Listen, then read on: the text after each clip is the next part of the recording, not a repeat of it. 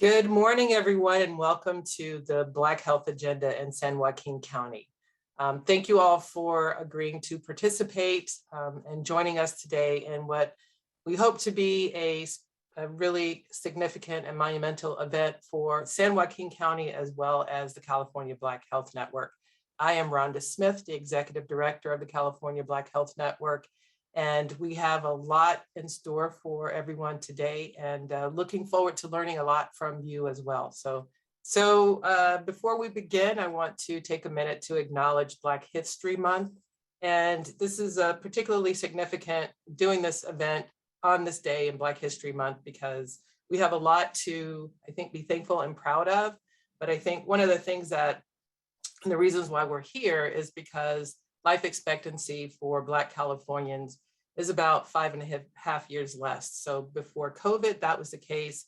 Because of COVID now, there is about another year to 2 years of gap in life expectancy for Black Californians, but we are working to change that. So part of the reason why we're here today is to learn from you and collaborate with you and work with you to determine what we need to do to close the gap in health disparities and improve life expectancy for all Black Californians.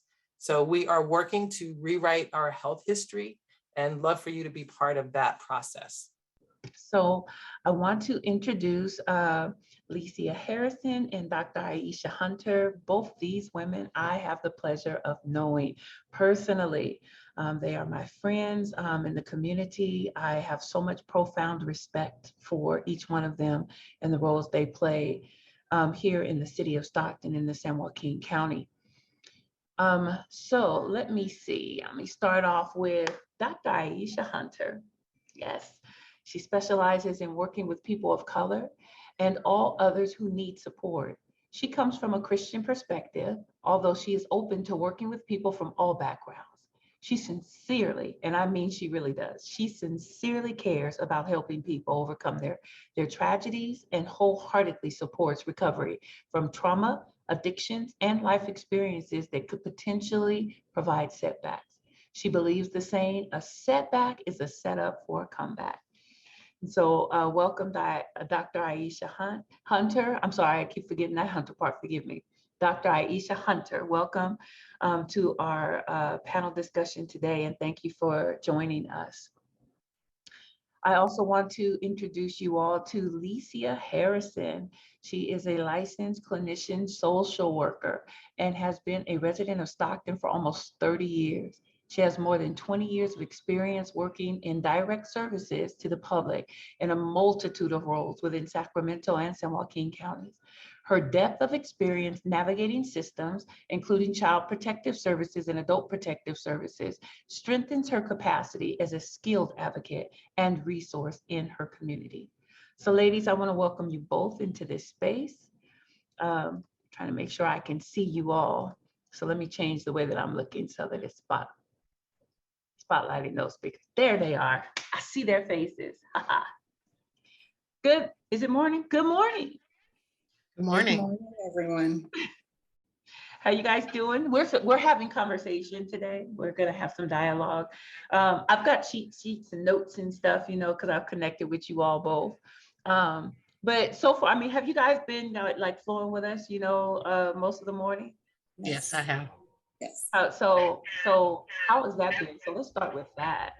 Now we've gone from just the doctor do before, just painting a real picture, right? A real picture of Yes, the he health. did. Yes, he did. And then we had Anna, and Anna led us into Black maternal health, which let me know that if we're advocating for Black lives, we need to start right there. And so now here we are talking about mental health, mental wellness. Now, I always have said mental health. So first, let me ask you, how did that all land for you all today before we get into my question? Did you want to start, Dr. Hunter? Yeah, this is discussion. So just either one of y'all pop in. Be my guest. So I was Dr. Adubafor's information, especially as it relates to the zip codes indicating, you know, our food deserts, the high rates of diabetes and the correlation between that and where our grocery stores are located, I think we probably, most of us already had an idea of that, but just kind of seeing it there in print really was an excellent graphic for folks to see, to really visualize for themselves. What about you, Dr. Ayesha? I just was so amazed to hear all this information and to appreciate the dialogue that we're having these type of discussions, and to be a part of that is really honorable. And so I was just blown away at our knowledge, our wisdom, at our support for one another. And I think that we need to have more dialogues like this and really be proactive in helping our community at large. And these type of platforms are wonderful to help spark that. And I'm just honored to be here.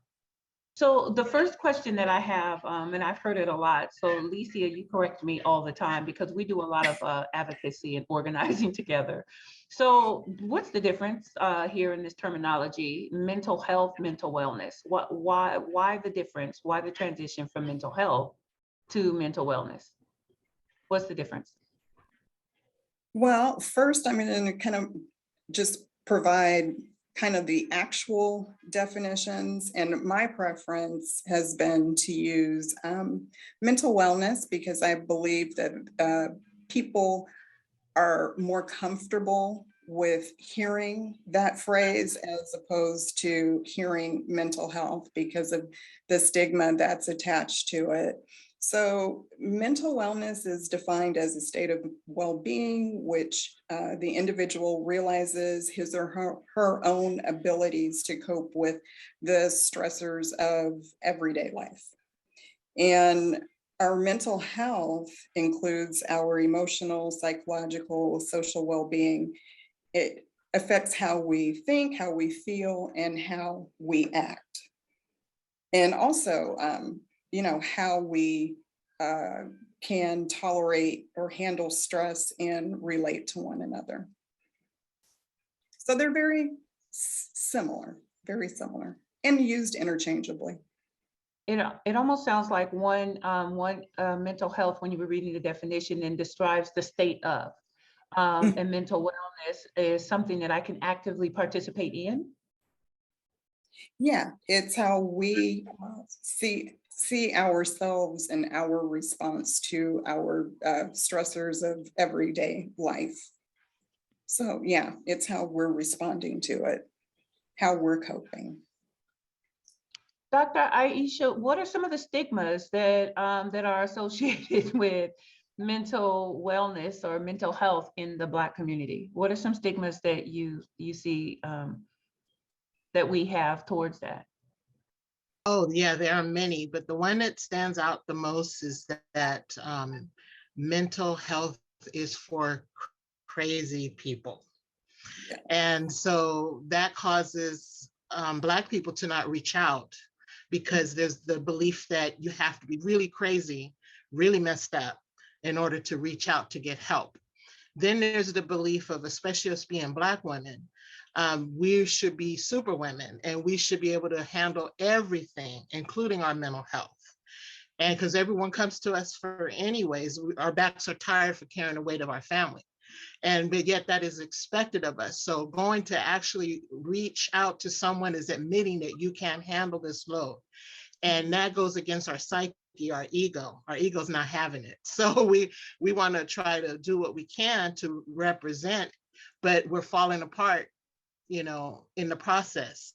And luckily, more and more people are beginning to realize that I can't do this alone. I can't do this alone. And so I know we're going to probably talk about this further, but more and more people are starting to reach out and get past the stigma, people of color. And so it's wonderful to see that there is movement towards acknowledging and realizing that you don't have to be crazy. Everyone could use support, anyone. I even need therapy, okay? So it doesn't matter where you're from, what color, what you went through, your socioeconomic level is, your education, know how brown your skin is.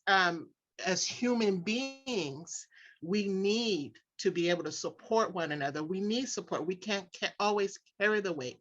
And I think you have to be, and I used to tell clients, you have to be crazy not to get therapy. It's actually the other way around, right? So that's just, yeah, those are some of my thoughts. Yeah, and I would absolutely agree with everything that Dr. Hunter just said. I think part of the problem sometimes is that we are not connecting our mental well-being to our physical health as well, and Exactly. understanding the linkage to that that depression, that anxiety, you know, we can be depressed, and sometimes that presents as being angry, you know, a lot of the time.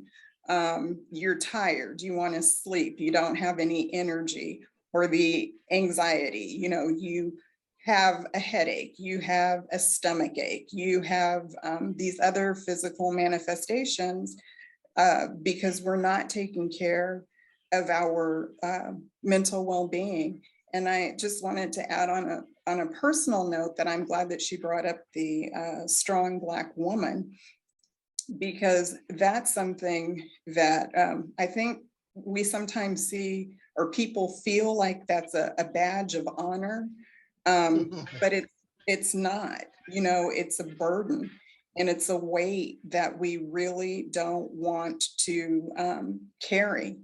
I can't count the number of times I heard people tell me how strong I was after my son's death, but not really understanding that that's really not what I wanted to hear, you know, because I didn't feel strong. What I really needed was support. Exactly. Ooh. Exactly.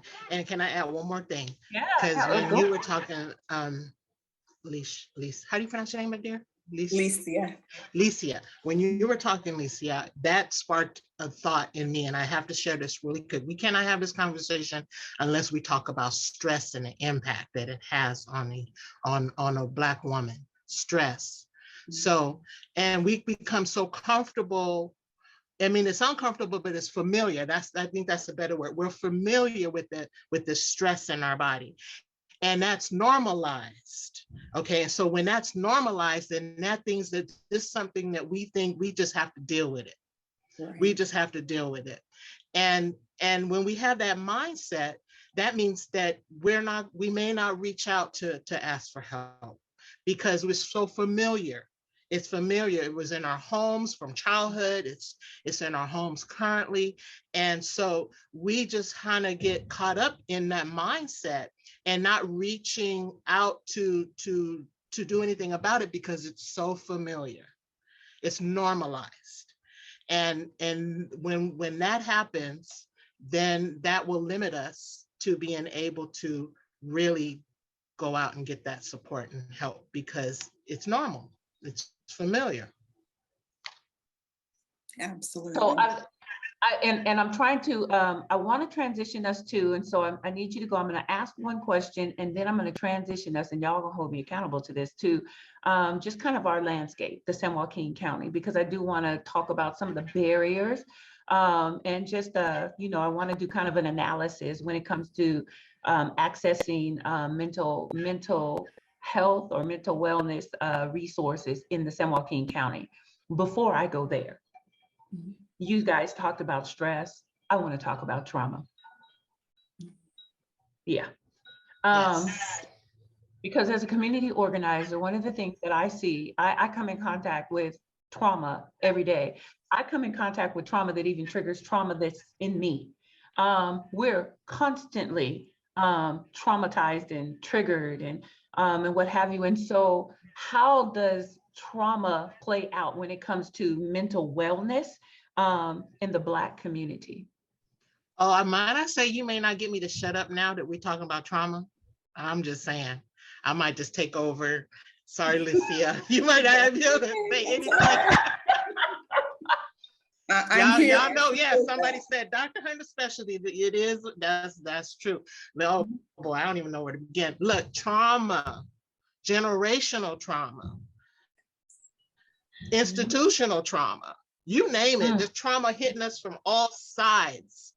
That will affect a human being in so many multiple ways. Somebody mentioned, I say spiritually, physically, and mentally, all combined. Okay, let's not forget the spiritual. Right. Trauma, it is so devastating. It will have you thinking that you are alone and you have no help and you have no way to go, but you know you can't do it. You know that you can't survive.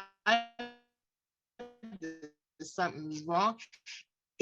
And so many clients who I know the labels that's been given to me, and from time I was a child to presently, my children, my man, my life, my job, who am I? I don't know. I'm trying to be who others want me to be. And you can only imagine how far you're going to go when that happens. It is devastating. I know I can go on, but Miss Lecia, what do you want to add? I'm gonna give you the mic. Ladies, is it stressful or traumatizing to not have access to food? I think it can be both. Yeah, I mean, it's stressful if you are wondering every day where your next meal is coming from, and that consistent level of anxiety, is a traumatic event in your life. Yeah, absolutely. Okay. So the consistency then of having to deal with stress and stressors can then be considered traumatizing. Right.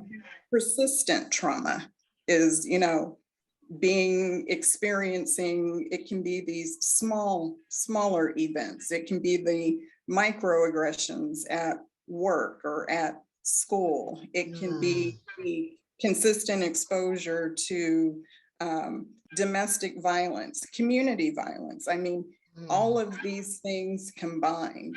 Yes, housing instability, homelessness, all of these things. Okay. Yes. Okay. And then don't even talk about how COVID made all of that worse. Oh, wait, don't go there. Don't go there yet. Wait. Look, I have to look at the time. Yeah. Okay. We're gonna go there. Now, San Joaquin County, trauma, stress, food deserts, not access to maternal health and physical health, things that we need, diabetes, all of that. What's going on? Let's talk about our landscape here when it comes to mental health, mental wellness, and the access that we need. What's going on here in our area?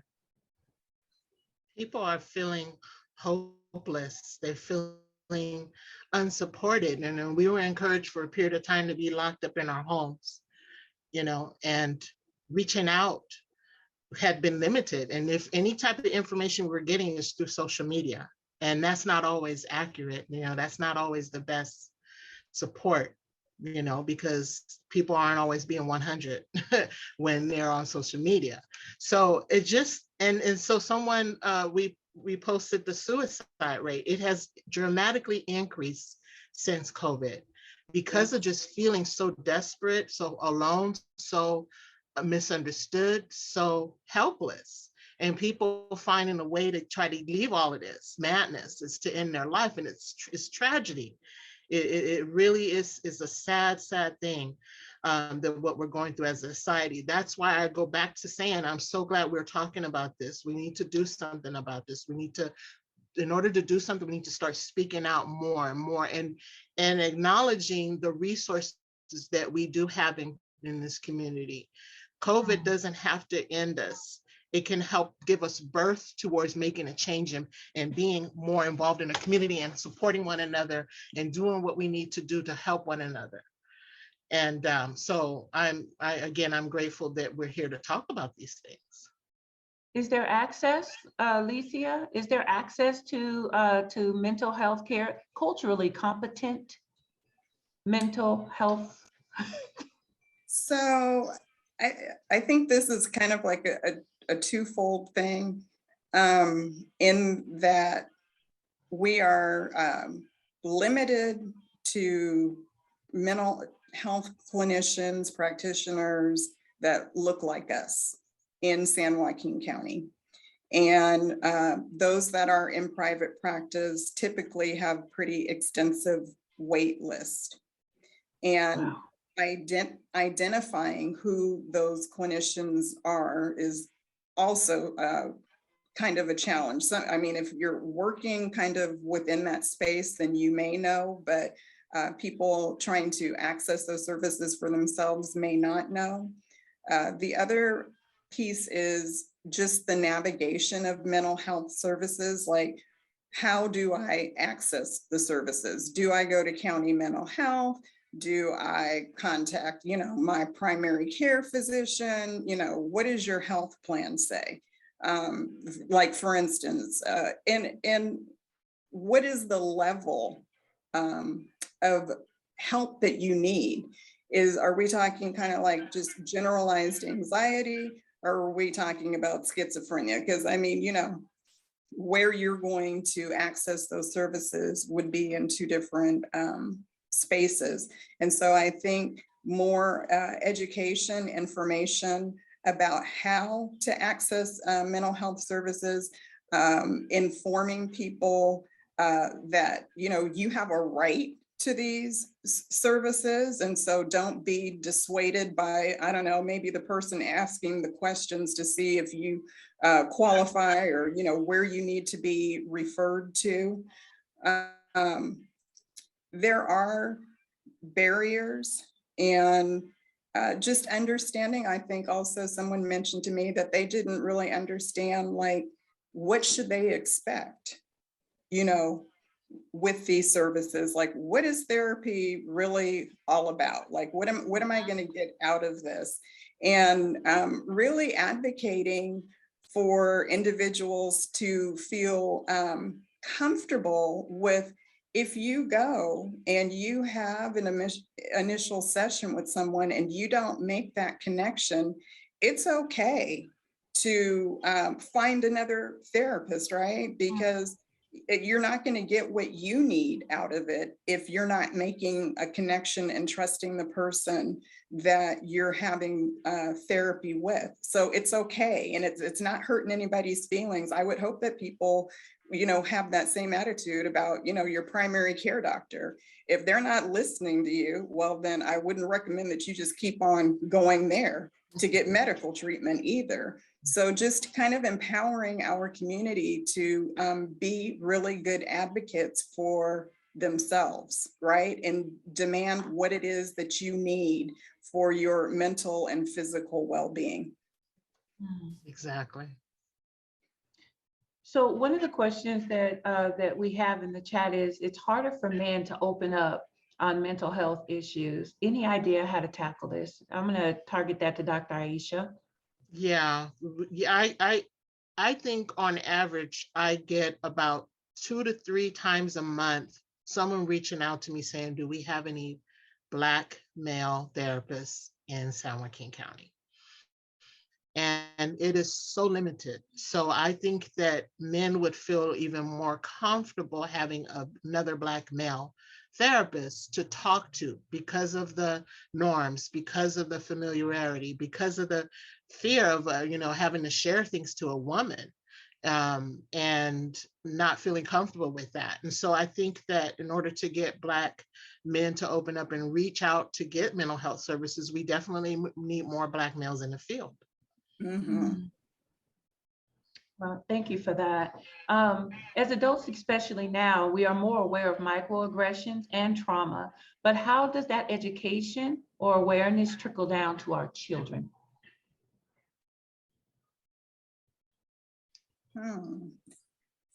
Our children, yeah. and so look, in order to, let me ask a precursor to that, or something that I wanted to ask that may segue into that. Dr. Aisha, you and I had spoke very briefly about the different generations of approaching mental health or therapy. I'm 52 years old. I say it all the time, about to be 53. I'm so proud of this. But at the end of the day, my children are seeing therapists. My children seek counsel, the millennials and the Gen Zs that I had. They will do that in a heartbeat and then come to me and say, Mommy, you need therapy. You need to see a counselor. And for me, I'm just like, okay, yeah, but am I ready to just cut all that wide open and deal with all of that trauma? Or am I good and just need to just keep on going? So what are some of the differences that you guys see? Are millennials truly more prone to seek counseling than the older generation now? I definitely believe that that's true. I'm noticing a trend. It's almost like it's the thing to have that therapist. And it's beautiful, it's wonderful. So more and more younger people are starting to reach out and realize, hey, you know what? I need help.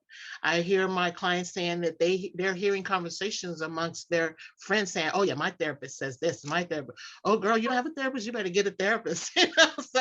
So thankfully that is happening. And in my own practice, I've been practicing therapy for 15 years. And so I've noticed that recently, since COVID, it's more of a trend now with the younger generation. So I definitely agree that that's happening. Mm. What about you, Lecia? So, Especially having worked with, the younger folks with your after the loss of your son, do you see an increase? so I do see it's kind of strange. Actually, I've seen it on both ends. I actually, because I work more than one job, but I actually referred a 93-year-old Black woman to therapy, and she did not want to end her therapy. And she was doing it via Zoom. And I think that COVID has kind of opened the doors for more people to engage in therapeutic services because they're able to do it virtually, either via Zoom or whatever visual platform, or even telephonically. So I think because people were able to do this in the privacy of their own home, after I've had conversations with a lot of people of different ages, my age, and I'm in my 50s and older, that are actually more open once I talk to them and explain how this it's great that you're talking to me, but I'm working in this capacity because I can't be your therapist, but hey, you're getting some benefit, right, from talking to me. So you can get this same benefit, right, by pursuing therapy with someone else. So I do see it trending in a more positive direction. Yes, I like what Casey Ann said. COVID has opened the door and also exacerbated the need. Amen to that. That is so true. That is so true. And I am seeing also different ages on the spectrum are coming in. I get children from age 4, and then I have some clients that are in their 80s. I've served the whole gamut. So, but yeah, it's wonderful that more and more people are beginning to reach out. So we're gonna pivot into just the impact that COVID has had on mental health, and mental wellness. Prior to that, right before that, I wanted to ask you all resources. How do we access resources and listings for those that provide mental health counseling therapy in the San Joaquin County? For me, I tend to, a lot of people ask for references or recommendations. I think the number one thing that really helps to help people to reach out and receive information is Psychology Today. You can discover the types of insurances that the specialization the therapist receives, the type of approach the therapist has, and you can determine is this person appropriate for my needs? And so it really outlines the different qualifications of a therapist. So that's like the number one thing. Word of mouth is also a very important aspect. I get a lot of clients myself who said so-and-so referred me to you. I hear good things about you. And so that's helping, that are making a difference in the community, because I do hear from many of my clients that they've had therapy experiences before that were not so pleasant. And when I hear that, I commend the client for even not giving up and for even reaching out to me and saying, hey, I'm willing to give this a shot again, even though I've had horrible experiences with therapists. And I always tell my clients is that, yeah, not all therapists are meant to be in this field. I don't know why some of them, that's a whole nother topic. I get it. But when I hear the horrible things that clients are telling me about what some therapists have done to them, I'm just amazed that, wow. Yeah, so it's unfortunate that not many of us are good. However, being able to talk to someone who is getting therapy and getting some information from them, and maybe checking to see if that therapist has any openings, also going on Psychology Today, can give you information on how to start the process of getting therapy. So if it's not a match, it's all right to switch, go to Psychology Today. That's you can right. do some research to find one. Not all therapists are good therapists, just like everybody that say they can sing it can't match pitch. I get it. And so some folks need to usher instead of singing in the choir. I'm just saying, and it's okay. Shift, I got it. Here's the last question I have, because we are at time and I need to transition us to our COVID conversation. How has COVID-19 centered, and I'm going to ask this of you, Lecia, how has COVID-19 centered wellness and mental health? Well, I think just going back to that, it really has opened the door for people to want to engage in services. People suffered and are continuing to suffer through this pandemic. There's a lot of grief, a lot of loss of loved ones, a lot of anxiety about job loss, housing loss. There's just been a lot, and just that isolation affecting our young people, our students who were doing remote learning. Saw a lot of youngsters coming into crisis because of that. Our older people also feeling that isolation, because they weren't able to go to church, was something that I heard, especially for our much older folks, that's their socialization. I heard that a lot. So it's been a pathway to getting more people engaged in therapy. It's been an unfortunate, reason as to why people are seeking out therapy. But I'm encouraged, and I just want to remind people, that if you have an EAP through your employer, this is, how to get around having to pay copays. That would be one way. Take advantage of that, for quick access to therapy. And then for those, like the health plan of San Joaquin, they utilize Beacon Mental Health Services. HealthNet has its own mental health services. So just become aware of what your particular insurance plan offers. And then, if for those that have the means and ability, you can pay cash, for your for therapy. And there are a lot of virtual platforms like this is not an endorsement of any one platform. I'm just giving this as an example, like BetterHelp, that these other virtual platforms that you can pay a monthly fee to for therapeutic services. You know, but then people still like to do their face-to-face stuff. So whatever's going to work for you, I just encourage people to make your mental well-being a priority, just as you should make your medical care a priority, right? Because we want our people, whole person, right, to be well. Right. Man, so ladies, I want to thank you. This right here, I can tell is something that for sure resonates deeply with me.